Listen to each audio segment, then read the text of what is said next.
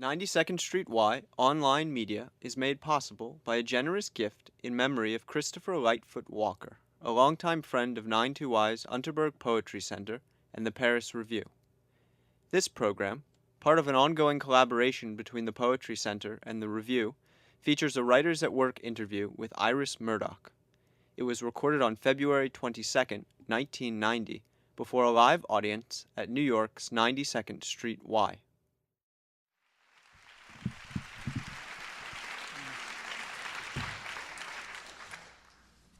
Could you begin by telling us a little bit about your childhood and early youth? I'd like to begin biographically.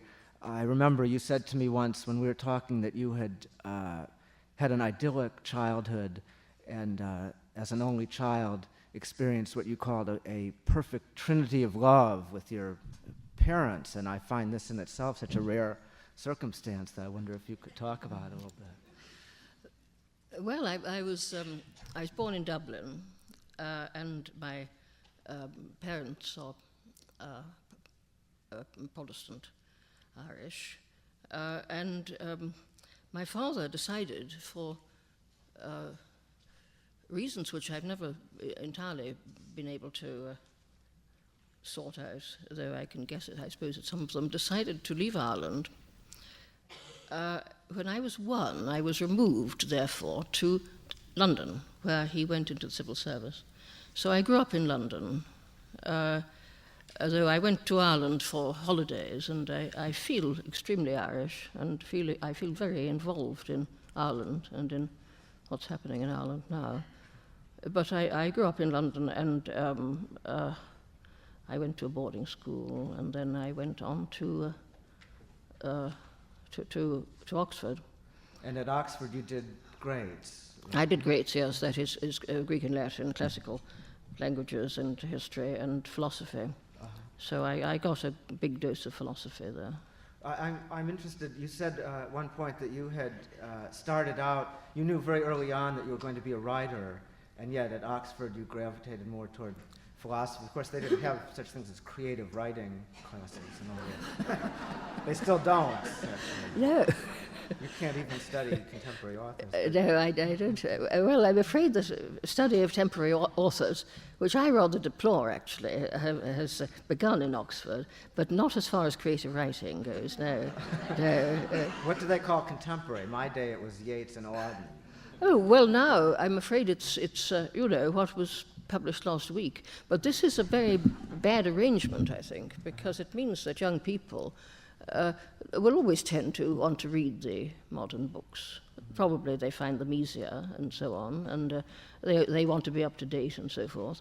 And to spend hours of study in a great university reading the latest novel seems to me a waste of time. They ought to be reading things which are much more difficult, but probably much more rewarding. I mean, the literature of the past, Chaucer, Spencer, Shakespeare, Milton, and the great 19th century novels, because they will find these less accessible later on if they don't read them then, and they may simply lose that part of their education altogether if they spend time with the moderns.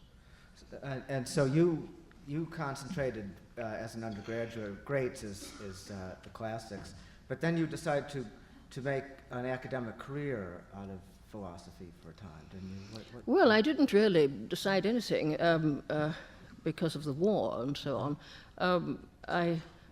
I knew very early on that I wanted to be a writer. I mean, when I was a child, I knew that. But the war really disturbed all one's feelings of the future very profoundly, obviously.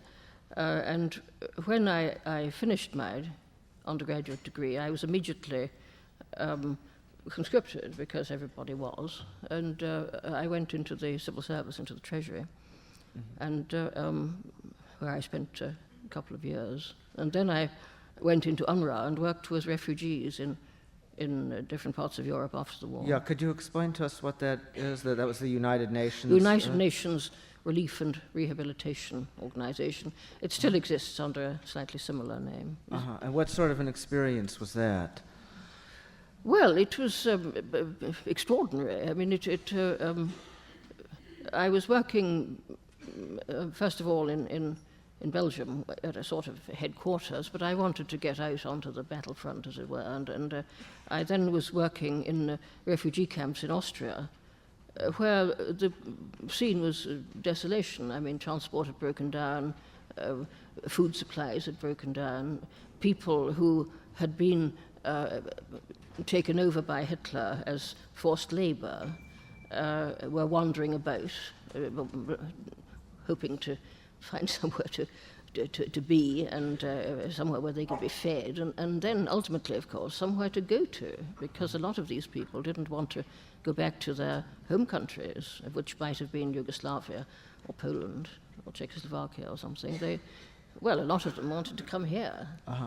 Well, you yourself, I read somewhere that you were offered a fellowship to America in 1946, was it, after the war? Yeah, yes, it was a bit later than that, yes. Yes. And what happened? Well, what happened was the McCarran Act.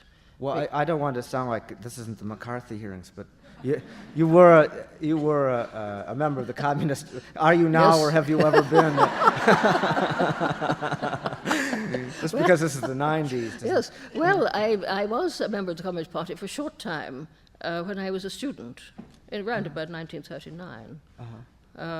But I left it. I just as well, in a way, to have seen the inside of Marxism in a way, because then one realizes how strong it is and how awful it is. I mean, certainly in its organized form. Well, what do you think it taught you? Well, I think to have read a lot of Marx, I mean, to have read the texts is valuable. I mean, it's part of our history, and these were very, very influential books. But the organization of the party was, as it were, depressing. I didn't like it, and I soon got fed up with it. However, I mean, this had repercussions later on, because I was awarded in about I can't remember exactly which year. No, it must have been about 1947 by then, yes. A scholarship to come to Vassar. And I was longing to go to America. I mean, it was sort of such an adventure, you see, after being cooped up in England during the war. One did want to travel and see the world, and I very much wanted to go to America. But I was prevented by the McCarran Act. I was not given a visa, which meant that I had to spend a whole year in England sort of unemployed, because there was a lot of, I may say, there was a certain amount to do about this. Bertrand Russell got involved. And in your case? Yes, it was a sort of tiny little cause célèbre, actually. Bertrand Russell and Justice Frankfurter were involved, trying to say how ridiculous this was. But the McCarran Act is made of iron. It's still here. And I still have to ask for a waiver if I want to come to this country. Is that right? Yes. Even now? Yeah. Well, It's lunatic, and one of the questions which is sometimes asked one by some naive person, some official, is, can you prove that you are no longer a member of the Communist Party? I should think that would be very difficult to do. I think it would be extremely difficult, as I left it about 50 years ago. So instead of coming to America, then you spent a lot of time in Paris, and is that right? Well, I did spend a lot of time in Paris, yes, but it was really a stroke of luck, this, because it meant that I hung around for a year, during which time I read philosophy by myself, really, with some help from people in Oxford. And then I went to Cambridge, which was, I got a scholarship at Cambridge as a postgraduate. And Wittgenstein was there. He was just leaving, unfortunately, but I had a certain amount of talk with him before he left. But Cambridge was simply crammed with Wittgenstein. You know, I mean, his disciples were there, and his friends were there, and I spent the year talking to them. And that was a very profitable year indeed. How do you think philosophy, since you're formally trained in it and have written seveal books of philosophy and taught it for many years, how has it affected your fiction? How does the issues that you treat of in your philosophy show up in your novels? Well, I don't think they show up directly at all, except occasionally. I've had a couple of characters who were philosophers, but it's just that I mean, if one, I'm sure this room is full of novelists, or people who are going to become novelists. And the great thing is to know something, you know, to know about something or other. That would be a good idea. I must keep that in mind. And any skill or expertise that you have can help you in your novels. I mean, I would very much wish I knew about sailing boats or what it's like to be a soldier and all sorts of things which I don't know. So that it's in that sense, its connection with the work is very peripheral. But I suppose, I mean, since I'm largely influenced and interested in moral philosophy, that some of the reflections about moral philosophy and about ethics and so on may have connected with thinking about the dilemmas of my characters, but this is very, very indirect, and I don't... philosophy is such a different game from writing fiction, and the way you write it and the prose style and everything is utterly different, and it's far more difficult. To write philosophy. Yes. And you're now working on a work of philosophy. Well, no, too. not really. No. There's something which I work on occasionally, but it's not likely to see the light, or very little of it. Well, there... But I think there is a connection, if not an explicit one, between the kinds of, if you will, moral vexations that afflict your characters and the issues that you treat of in philosophy. One of your very significant themes is this struggle of your characters to be good, as it were, to act on a moral level against all the odds. And on the one hand, your characters are not the kind of innocent tea party going sorts that one would expect from Oxford novels. They're very able to commit violence and all sorts of misdeeds, and yet there's always within them this imperative or struggle towards the good, which is... Well, yes, I don't think this necessarily connects with philosophy. I mean, connects with religion, which which has travelled with me, problems about religion. I suppose, I mean, maybe the consideration of moral issues in the novels is somehow intensified in a way by some philosophical considerations, but on the whole, I keep these things apart. I think it's terrible to be in danger of writing a philosophical novel. I mean, this is not a thing that writers can get away with usually. In fact, the only good philosophical novel I can think of is which is really absolutely philosophical, is La Nausée by Sartre, which is a good novel and full of philosophy. But on the whole, if we take the case of Thomas Mann, for instance, when his characters start having very long philosophical conversations, you know, one feels, well, perhaps we could do without this. Well, but your characters also have very long philosophical conversations. Well, they have philosophical arguments. At a high pitch. Occasionally, but not very long. But I was reading, I know we were going to deal with this later, but it is a fact. Writers always love to say that they don't read their reviews, and of course they've memorized every word of them. But Dame Iris is actually the only writer I've ever met who does not read her reviews. I've done some field work in this, and for example, just tonight while we were waiting to come on, I sprung on her, "Did you see the article about you today in the Times by John Russell, and what did you think of it?" And she hadn't even read that.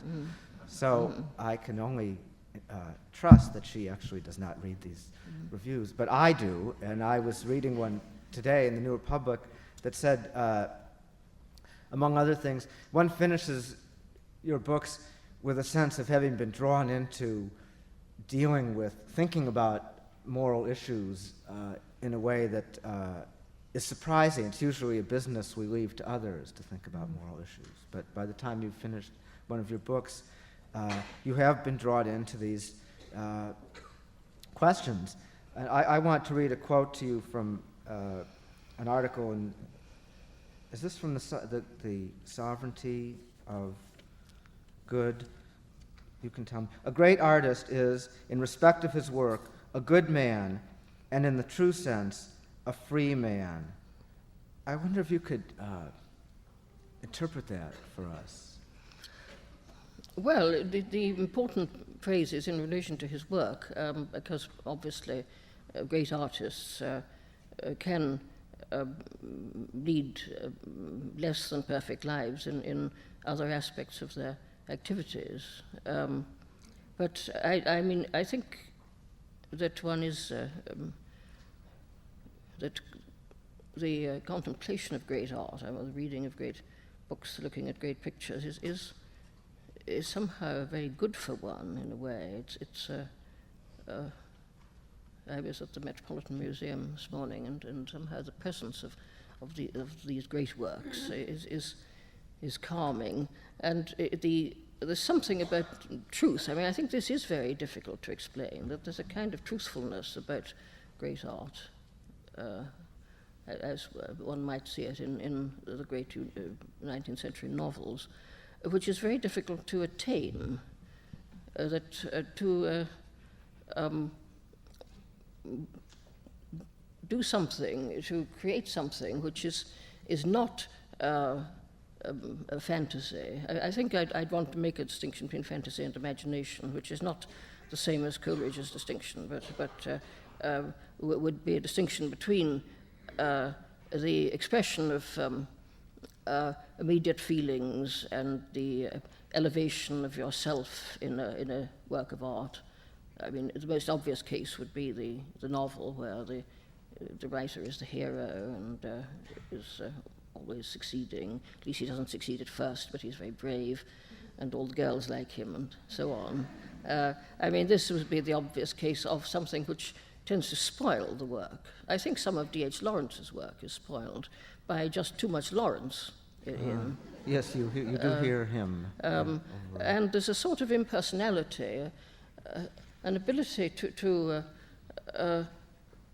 have an image of perfection and to expel fantasy and the sort of lesser egoistic cravings and the kind of imagery and immediate expressions which might go with it, and to be prepared to think and to wait and so on. It's difficult, as I say, to make this into any sort of program. It's just that one sees this from the results, that there is some kind of truthfulness in Shakespeare and in Titian and in the work of people who have managed to overcome egoism and fantasy. Who would you say are some of the novelists? You mentioned the 19th century novel, which you seem mostly to identify yourself with. Who were some of the novelists that you read or think that your own work resembles? Well, my own work doesn't resemble any of them, because they are great novelists. But these would be very obvious cases. I like the whole tradition of the English novel, from Jane Austen, Dickens, Emily Bronte, George Eliot, and of course Henry James, whom I love. I also love the Russian novel. I think in a curious way the English-speaking people feel a great affinity with the Russians, that somehow the works of Tolstoy and Dostoyevsky, when they're translated, seem very natural to us. It's as if that they were already writing in English. And I think that we have the same feeling about Proust, that he's really an English writer.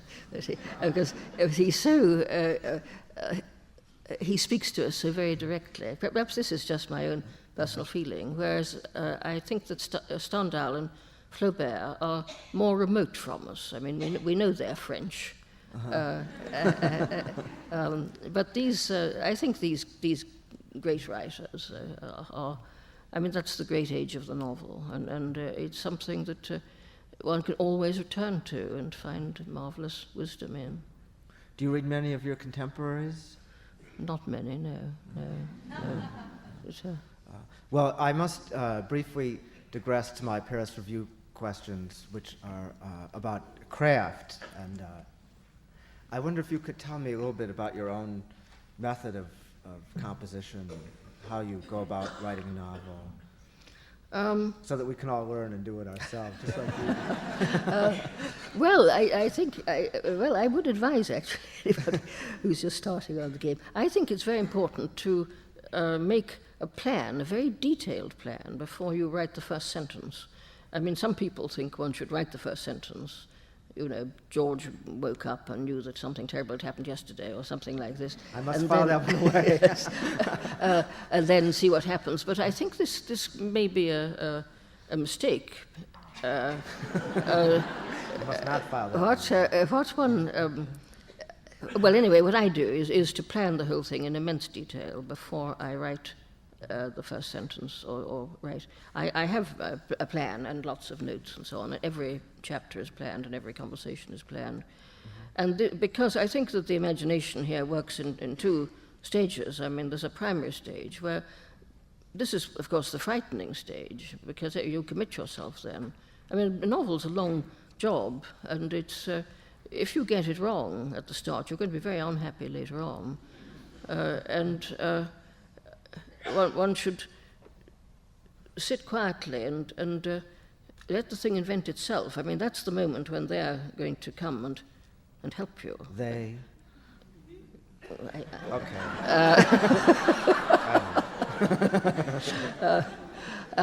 When one piece of imagination leads to another, I mean, that then you think about a certain situation, then some quite extraordinary aspect of it suddenly appears. I mean, that you then are waiting and perhaps making notes and things, and waiting for the main structure of the thing and the deep things, the very deep things which the work is about, to declare themselves and to connect. I mean, somehow then things fly together and connect with each other and generate other things, and characters invent other characters as if they were all doing it themselves, as it were.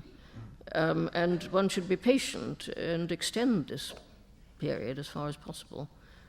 And then writing it involves a different kind of imagination and work. And you write by hand. Oh, yes, yes, And yes. no machines, no computers. And then No. take them up to your publisher, who's terrified because there's only one copy. Yes, at the end, this is only one copy. Yes, but I find it. I know that some people like word processors, but I find I do a great deal of correcting as I go along, and I think if one had got that sort of green and black screen in front of one would be so fascinated by the words on it, one wouldn't want to change any of them. Also, I think it is just more difficult to, in one's notebook, one turns the pages back and wants to connect A over there with B 20 pages on, and then this would take more time if one wasn't able to command the whole thing under your hand.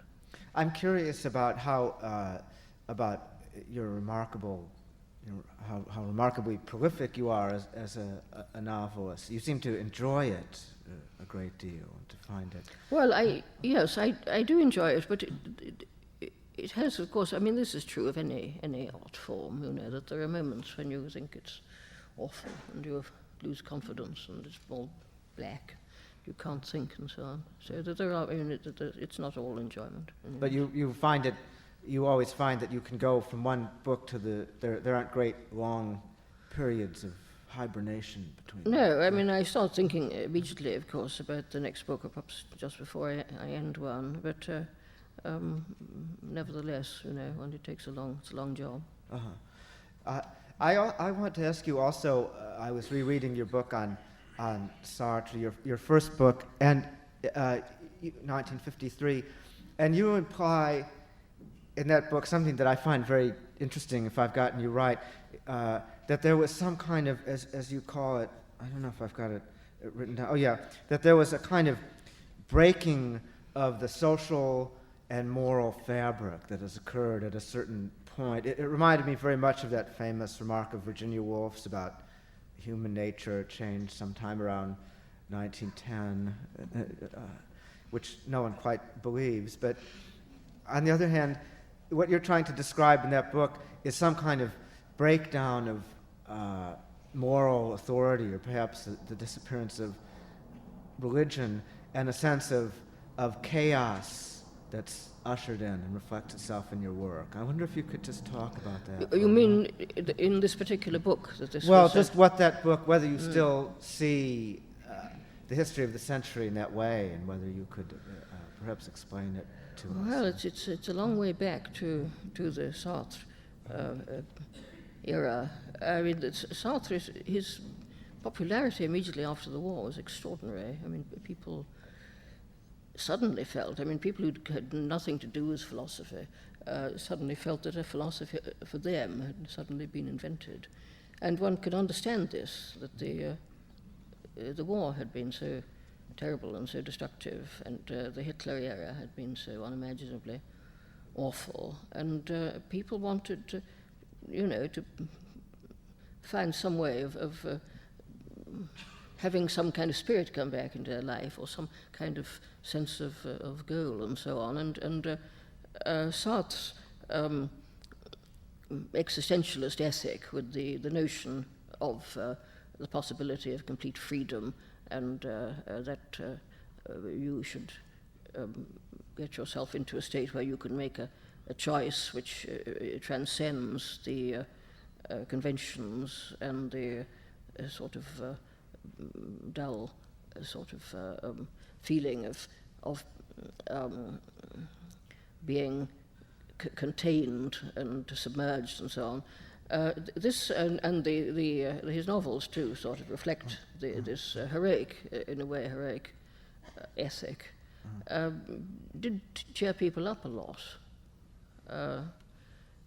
I don't go along with this particularly myself, but it was, I didn't really then, but it had a great revivifying effect in a way. Well, that's interesting. Something you said last night at the dinner in your honor, if I could urge you to talk about it again briefly, was this issue of freedom as it relates to your very strong opinions on deconstructionism and structuralism. Yes, we're now moving on in the century. Well, we're skipping a few decades, yes. But to my amazement, our time is vanishing, and there's still one or two things I want to ask. Well, perhaps it's difficult to. I had to go at it last night to speak briefly about structuralism. This is something quite new, which started to come about in the 1960s. Sartre belonged to the 40s and 50s. That was his great time. And I think the 60s and 70s saw the growth of the doctrine which Jacques Derrida represents, which was originally called structuralism. This is a doctrine which derives chiefly from Lévi-Strauss and Saussure, and is influenced. It's influenced by Heidegger. It's influenced by Marx and Freud.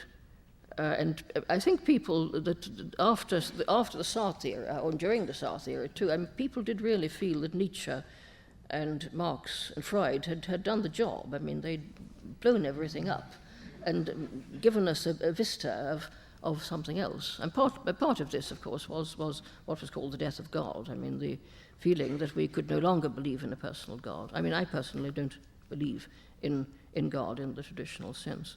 But I feel...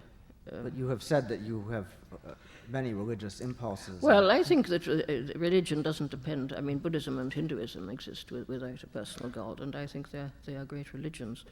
But, very briefly, to talk about structuralism, it's a very complicated game, this, that probably a lot of you know how much influence Derrida has had, and how many unfortunate students are bound to read his books. That's why I'm asking you. Yeah. What was it all about? Why did we have to do it? Or worse, of course, to read the books of his disciples. The fundamental idea, if one can terribly crudely put this complicated business out, Wittgenstein discovered, I think, the things which are true in structuralism were being talked about in Cambridge by Wittgenstein's disciples in the 1930s. I mean, he did this job first, in a way. Saying things like, you mustn't regard words as names of things. Words have meaning through their connection with other words, through groups of words. You can't agree with Descartes that cogito ergo sum is a great starting point, because you cannot have a meaning which is isolated in a single moment, because meaning demands a texture or network. These sort of ideas were already in the wind. Derrida, taking the work of the anthropologist Levi-Strauss, and more even, I think, the patterns of the thought of Saussure, who, as a kind of hermeneutic image, said we should think of language as something which exists independently of us and which makes itself. It transcends us, and it makes its own meanings and its own connections, and we are not the masters of language, rather language is our master. And such ideas, and also the ideas taken from Freud and others about the limitations of human consciousness and the fact that we have unconscious motives, unconscious desires, and so on, added up and together with the things which about the end of the era of Descartes, which Wittgenstein had also been interested in,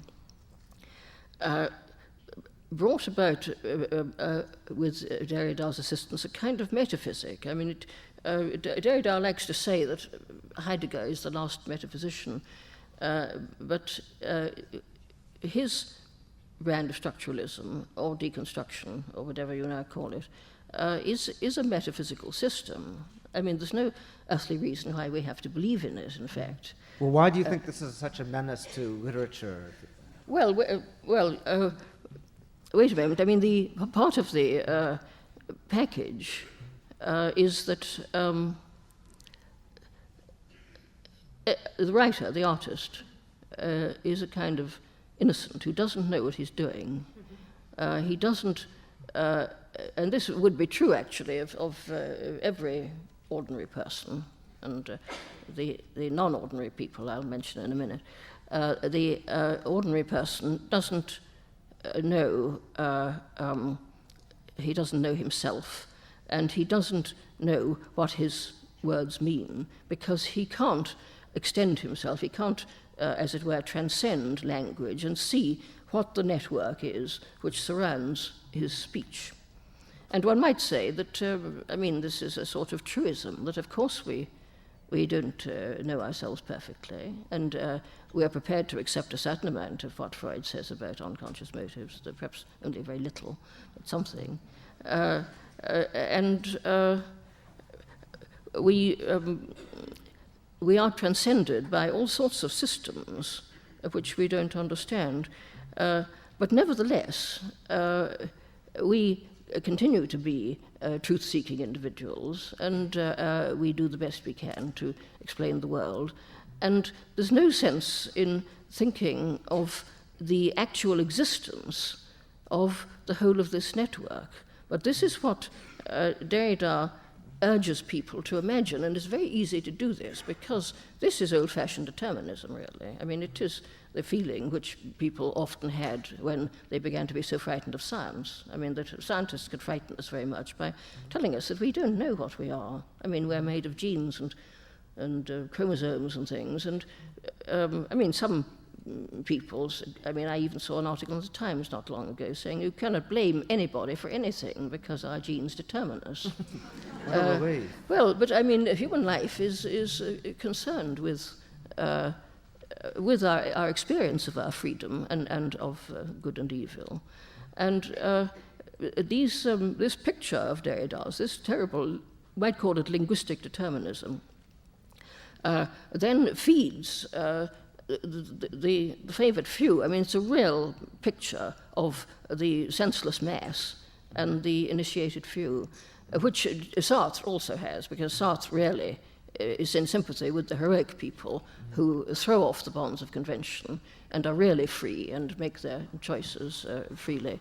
So in literature, the poor benighted writer who doesn't know what he's saying has to be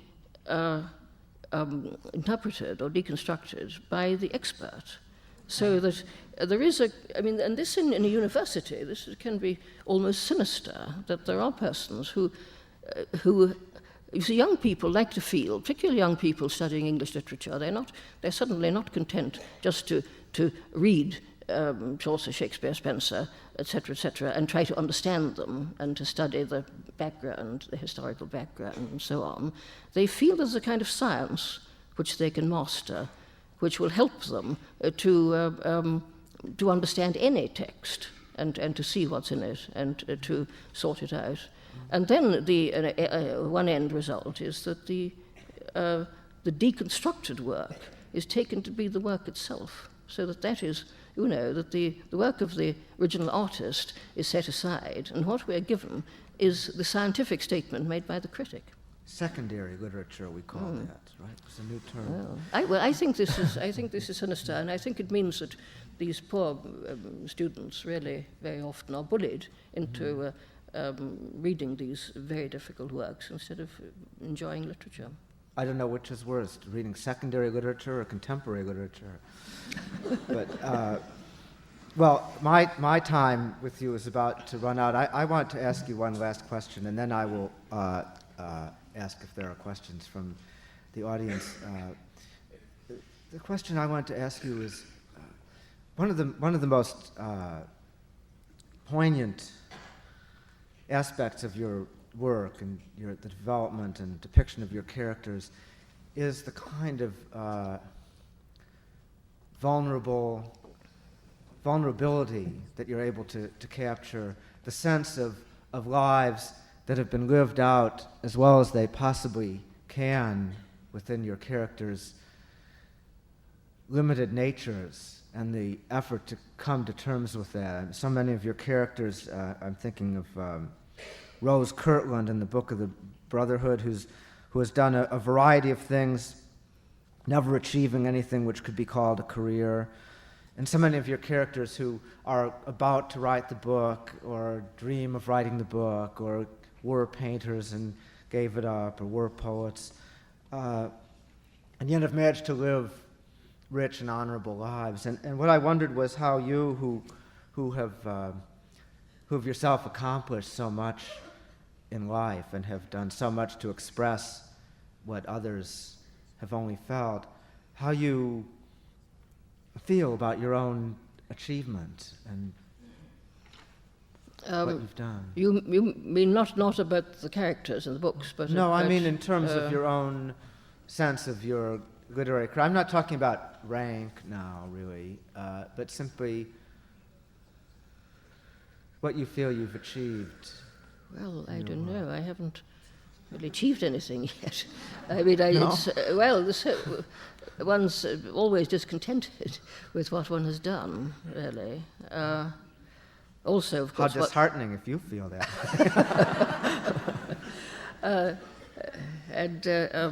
Also, of course, one's always afraid that even the thing one has done, one can't do again. I don't know. I think artists live in the present, really. I mean, that they have to think so much. Well, I mean, you know about that. You're an artist, but that you have to think very intensely about what you're doing in the present. And and not to bother about forget about the past and what you've done, and because it's what you think you can do next which matters, and not. And one always hopes to do better, and for any writer, it's terribly discouraging if somebody, when one's written a lot of books, says, "Oh, I loved your first novel." My heart sinks when they say, because they really, that suggests it's been a downhill all the way. Instead. Well, thank you. That's a very good answer, and I appreciate it.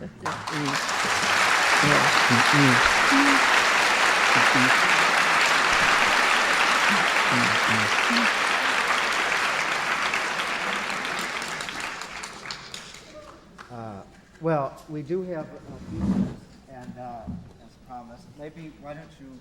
Oh, we don't have our other microphone. Good, I'll just remain seated. I will take a few questions and try and make them simple and audible. Jim, I know this is like Chinese diplomacy. Would you ask Miss Murdoch? Early in her career, she may have been taught by some protege of Elizabeth Bowen. Certainly, she was a friend. And I wonder what she thinks now, back on Bowen, not just as a woman, but as a model herself. Sorry, Did everyone hear that question? No one heard the question. The question was if you would talk a little bit about Elizabeth Bowen and your feelings about her. This is interpretation done from the question. And your feelings about her work, that she was once very important to you, according to Sandy McClatchy here. Well, she was a friend of mine, and I was very fond of her, and I stayed with her in Ireland, and I somehow felt very close to her through Irishness and so on, and she was a darling. I don't think that her books particularly influenced me. I didn't read all of them, but I don't think that they were a major influence actually. But I think they're extremely good, and they're getting, they're not read as much as they used to be. I think particularly the later books are marvelous novels. She was a great novelist and a great storyteller. A great short story writer too. Some of her short stories I think are as good as any there are in English. And I missed her very much when she departed. Others? Yes. What were you able to accomplish in the dramatization of The Black Prince that you did not accomplish in the novel? What were you able to accomplish in the dramatization of The Black Prince that you did not accomplish in the novel? Well, the theatre is such a different game, and I think writers of fiction, of novels, are pleased when they can see something of their work on the stage and hear people uttering their lines and so on. But a play is made of lines, and it's got to. The miracle about the theatre is why people stay there. Why don't they get up and go?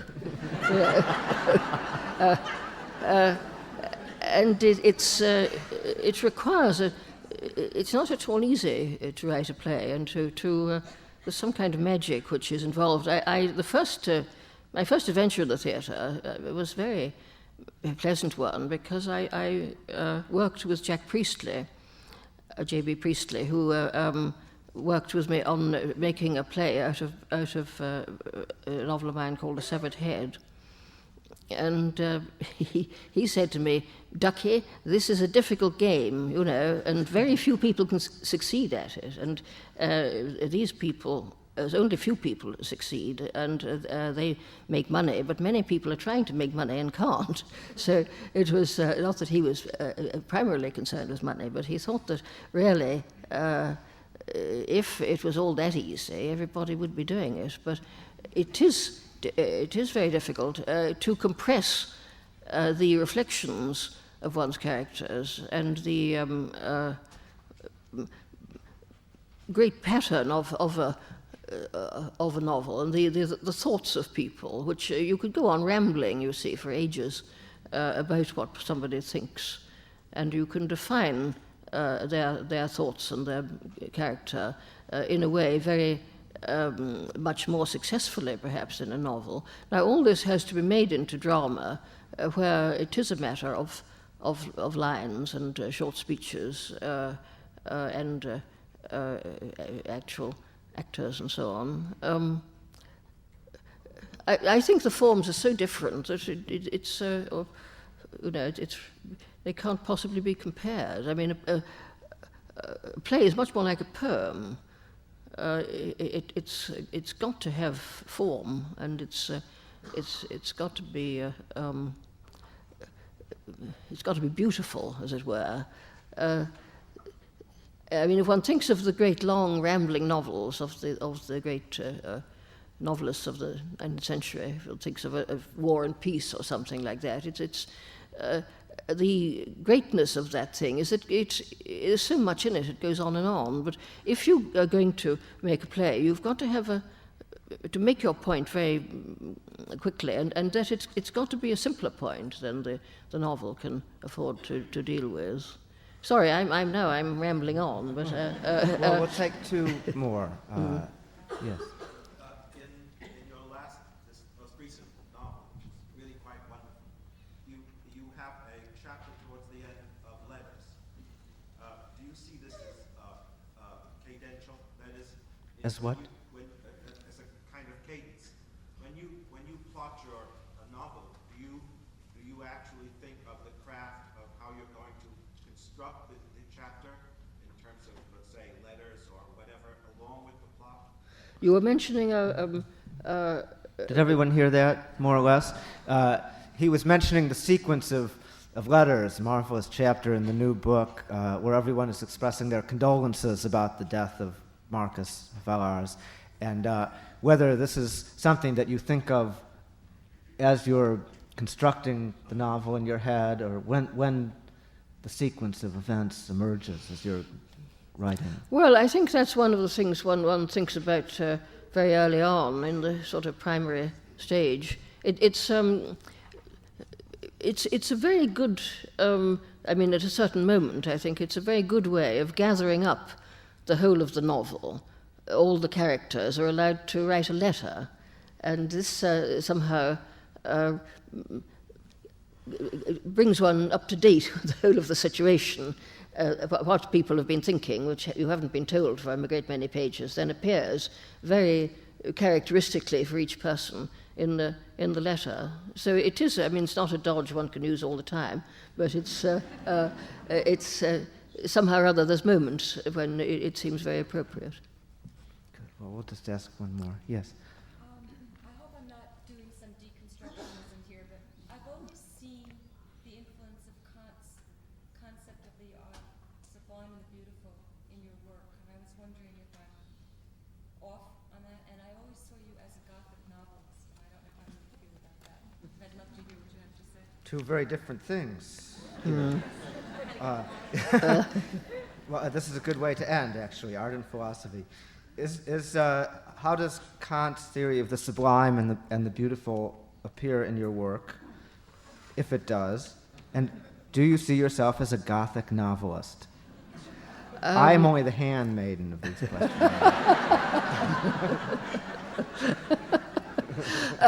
Well, perhaps I could answer the second one first. I don't see myself as a Gothic novelist, no. I think the word Gothic, I mean, it's an ambiguous word. It's often used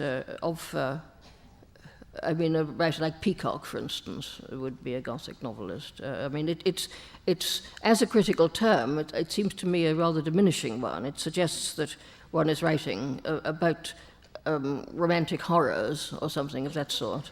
Perhaps you weren't using the word in that sense. In the Anne Radcliffe style, the innocence going over to experience, the rational and the irrational merging. Yes, I think I wouldn't use these philosophical or semi-philosophical concepts in talking about. I think the novel must escape from from this, and I think it's dangerous for a novelist to be influenced by philosophical abstractions, as it were. But to take the case of Kant, I mean, I've written in other contexts about Kant and about the sublime and the beautiful, and roughly the difference between the sublime and the beautiful is that the beautiful has form and produces perhaps calm contemplation of art and so on. The sublime is something frightening in human life, when suddenly it's a very good concept, very interesting concept, when you suddenly realize that you're surrounded by measureless things, I mean, things which transcend you,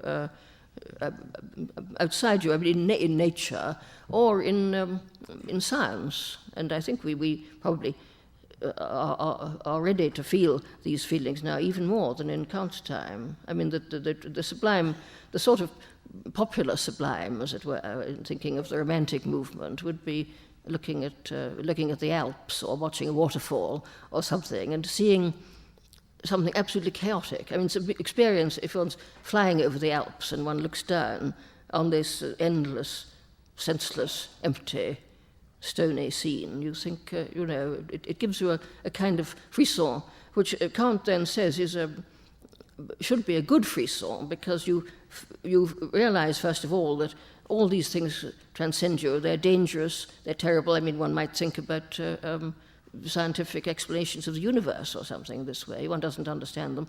On the other hand, you return to yourself and you realize that you are a rational individual, and that, you can snap your fingers at all that stuff, because you have the power of your own freedom and your own moral judgment. I don't think this has any direct connection with the novels, but there's something about it which I like. Good. Well, on that note, you've sung for your supper, and thank you very much.